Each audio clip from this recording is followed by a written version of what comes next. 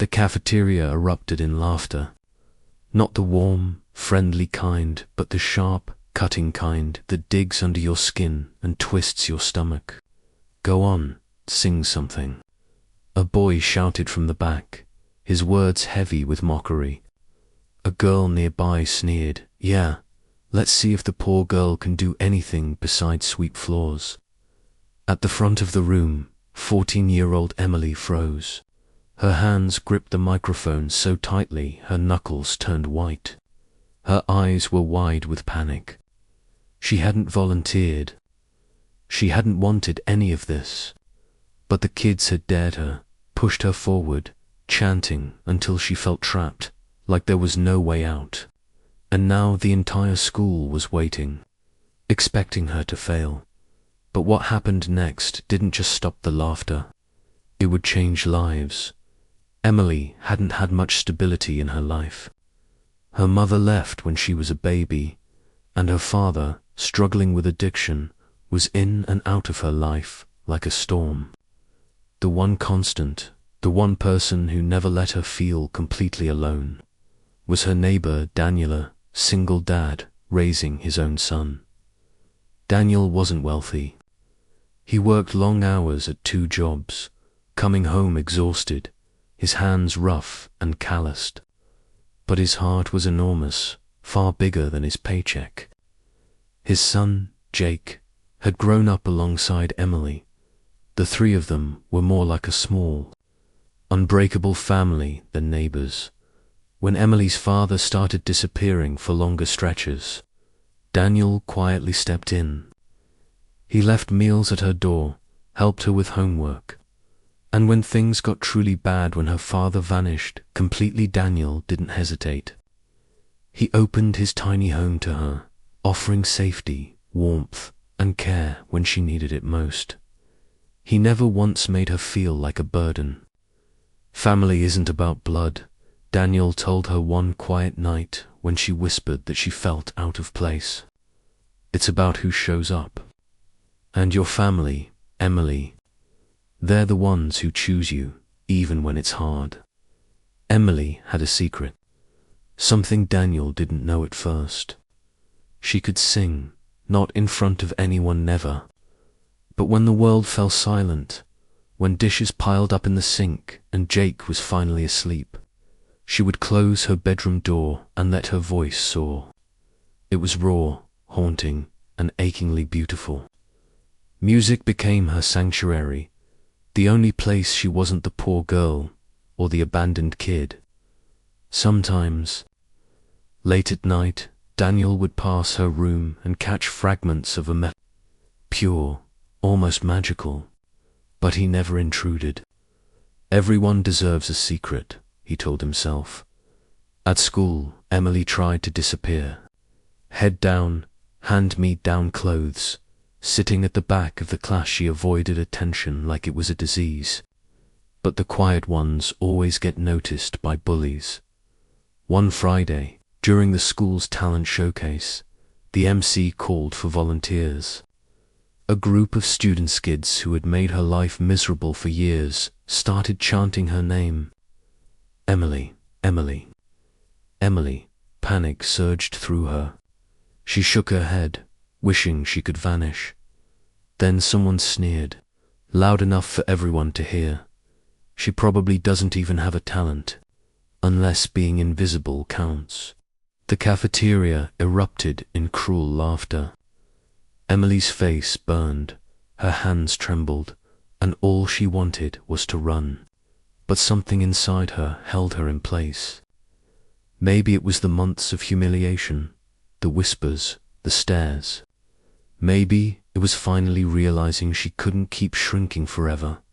Maybe it was exhaustion from always hiding. Or maybe it was something deeper, something that finally said, "Enough." That day, Emily walked forward. The microphone felt heavy in her hands, like a stone pressing down on her chest. Her throat went dry. She thought of Daniel, of Jake, of the nights she whispered her songs into the quiet darkness of her room. Then she opened her mouth. The first note wavered, uncertain, fragile, barely more than a whisper.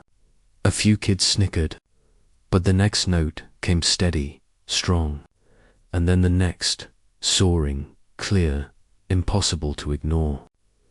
Her voice filled the cafeteria, not just with sound, but with everything she had held inside. Pain, hope, dreams, and courage. The room froze. Teachers stopped mid-step. Students' jaws dropped.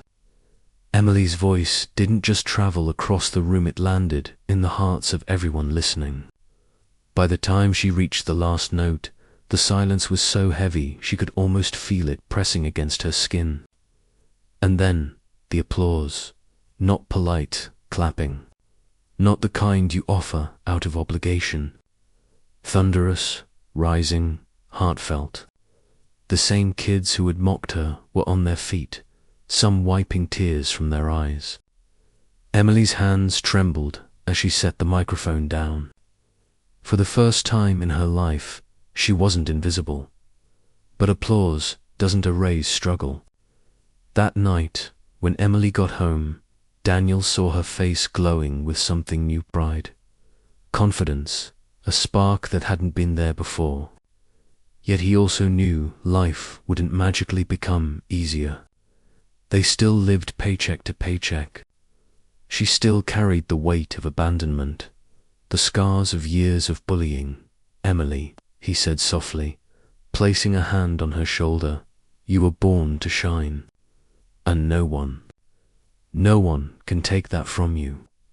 You have a gift. But more than that, you have a story. Don't let anyone take that from you." The weeks that followed weren't easy. Some kids still whispered behind her back, jealousy and resentment chasing her like shadows. Doubt crept in. Was it a fluke? Was I really good? Or were they just surprised? Daniel guided her gently, signing her up for small community events.